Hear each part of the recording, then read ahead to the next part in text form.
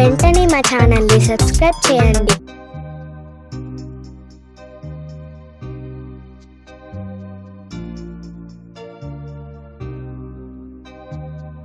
Look at my face in the mirror,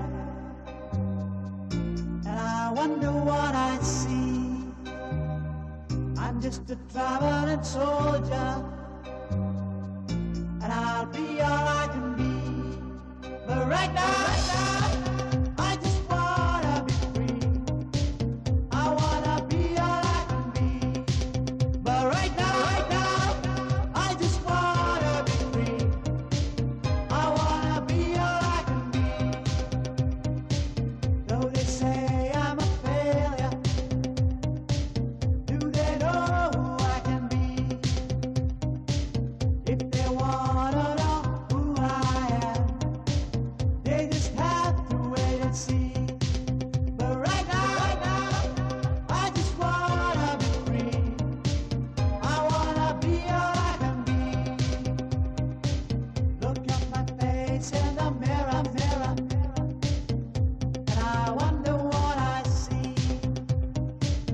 I'm just a traveling soldier, and I'll be all I can be.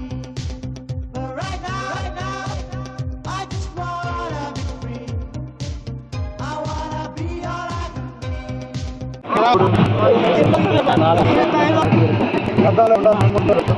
నేను కూడా ఉంటే బాగుంటుందని నేను కూడా వచ్చి ప్రచారం వాళ్ళ ఇంటింటికి తిరగడం జరిగింది. తప్పకుండా ఈ వార్డులో భారీ మెజారిటీ తెలుగుదేశం పార్టీకి రాబోతుంది. రాబోయే కాలంలో నందిగామ నియోజకవర్గం మీరు గత 10 రోజుల నుంచి చూస్తుంటే నోటిఫికేషన్ వచ్చిన కాడి నుంచి ఎప్పుడెప్పుడు తెలుగుదేశంలో చేరదామని ఎంతోమంది నాయకులు కార్యకర్తలు చూస్తున్నారు. ఇప్పటిదాకా ఎన్నో దౌర్జన్యాలకు భయపడి ప్రజలు బయటకు రావడం ఇబ్బంది పడ్డారు. వాళ్ళందరూ కూడా ఆ కట్టలు పెంచుకున్న ఆనందంతో తెలుగుదేశం పార్టీ నాయకులంతా కార్యకర్తలంతా తిరుగుతున్నారు. తప్పకుండా భారీ మెజార్టీ గతంలో చూడని విధంగా భారీ మెజార్టీతో నాకు తంగిరాల స్వామి గారు నేను గెలవబోతున్నాను. ఎన్నికల తర్వాత టీడీపీ కార్యాలయం తాళాలు వేసుకోవడం కేసీని నాని గారు ప్రచారం నిన్న ప్రచారం నాని గారు ప్రచారం రావడమే కష్టం. మరి ఎన్నిసార్లు వచ్చారో నాకు తెలియదు. ఆయన నిన్నే వచ్చింటారు బాబు చాలా రోజుల తర్వాత.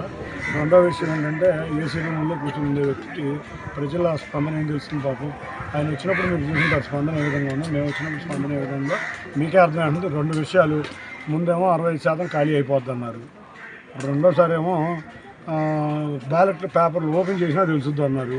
65% లేదు, బ్యాలెట్ పేపర్ లేదు. నిన్న వచ్చి తెలుగుదేశం ఆఫీసు ఖాళీ చేసుకోవాలన్నారు. పరిస్థితి ఏంటంటే ఆయన పార్టీ ఆఫీసు విజయవాడ విలేకరులు అందరూ చూస్తూ ఉంటారు. ఆల్రెడీ ఒక 2 ఫ్లోర్లు తాళాలు వేసారు. 3వ ఫ్లోర్ కూడా మేము తాళాలు వేసి ఇచ్చే పరిస్థితి త్వరలో చేయబోతున్నాం.